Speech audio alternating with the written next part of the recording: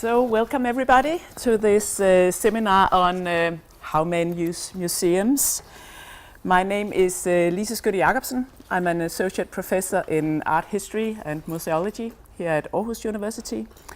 And today's seminar is co-organized by Center for Museology, the research program for museology, and the research program Uses of the Past.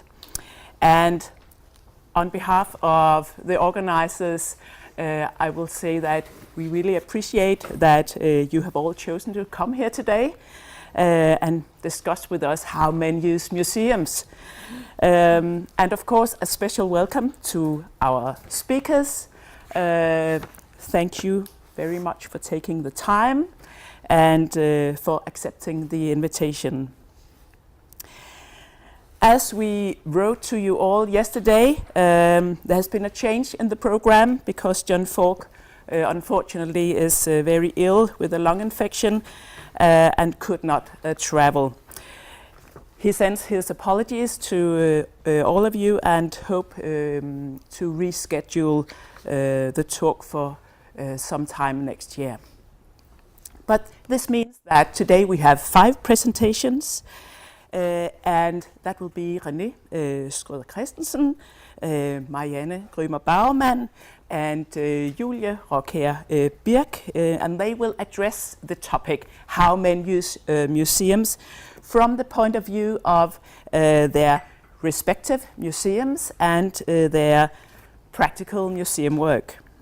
And Theano Mosuri over here and Hans Dam Christensen down here will talk from the point of view of their research within museum learning and critical gender theory.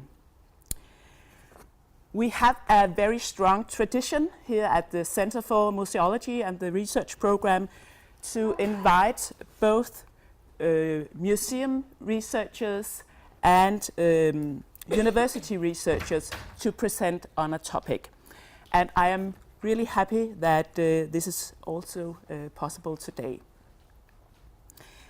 Furthermore, we have 3 discussants who have agreed to act as, we could call them, a special interested audience today. And this is Anne Brother, who sits here. She is an historian and the co-ordinator of the faculty research program Uses of the Past, and thereby also a co-organizer today. And Martin Brandt Dybrat down there, welcome Martin, who is the senior curator at the museum Den Gamle By here in Aarhus, and my colleague Camilla Skovbjerg Paldam, who is an associate professor in art history at Aarhus University, and Camilla is also head of the research unit on sexuality studies. However, even though Anne and Martin and Camilla will have the official roles of discussants during the day, it should not stop the rest of us from making comments and asking questions. And there will be time after each presentation to discuss with the presenter. These presentations will be video recorded, as you can see, for research purposes. So feel free to make any comments and ask any questions. The Q&A parts of the program will not be put online anywhere or used against you in any way. Hopefully you all found coffee outside already, and later there will be lunch for all of us in the canteen called Stakglæden. We'll guide you later.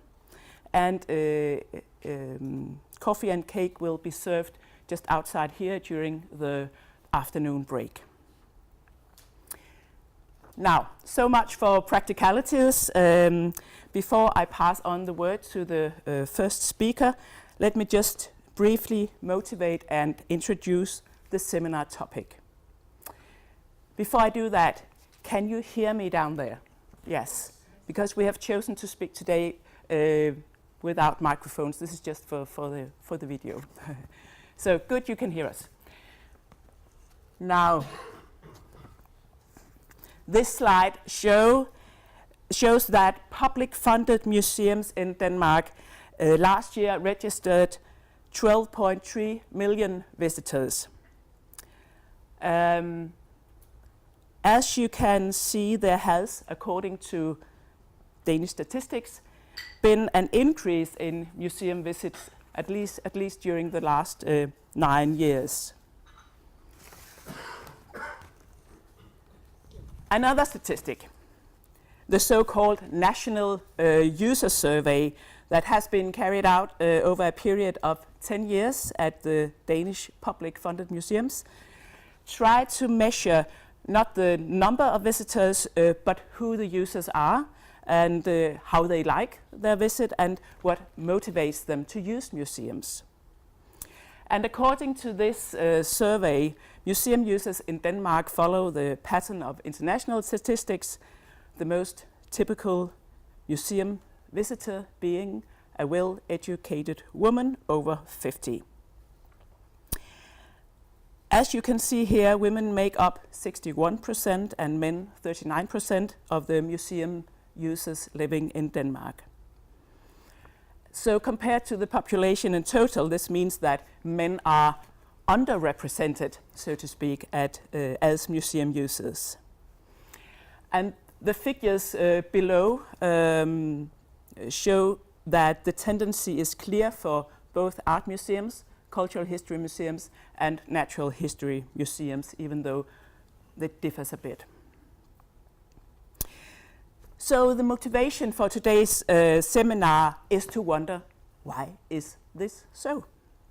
How come that men and women are not equally represented in museum statistics? And more importantly, can we, from this quantitative knowledge, from these numbers, begin to identify and understand potential qualitative differences in how different sexes use museums? And can we learn something about this from the men that actually do use museums? So in other words, what lies behind this difference in figures? And how can we design relevant research questions that can help us understand the qualitative choices behind the quantitative statistics? Now, the book on how men use museums has not been written yet, but let me just briefly point out some of the interesting research you can find on gender and museums. For example, the Routledge Reader on Gender, Sexuality and Museums from 2010, and the anthology Gender and Heritage that is being published next year. Both of them mainly focus on feminist theories and what you could call problematic gender representations in, for example, museum collections and museum exhibitions. Also, I have put up there a paper by Mike Telwells called "Can Museums Find Male or Female Audiences Online with YouTube?" And I put it up there to remind us that a museum is not only a physical building that we can visit. It's also online content and presence on digital platforms. By the way, he concludes that museums could reasonably target audience genders on YouTube and thereby actively change the demographic representations on their online users.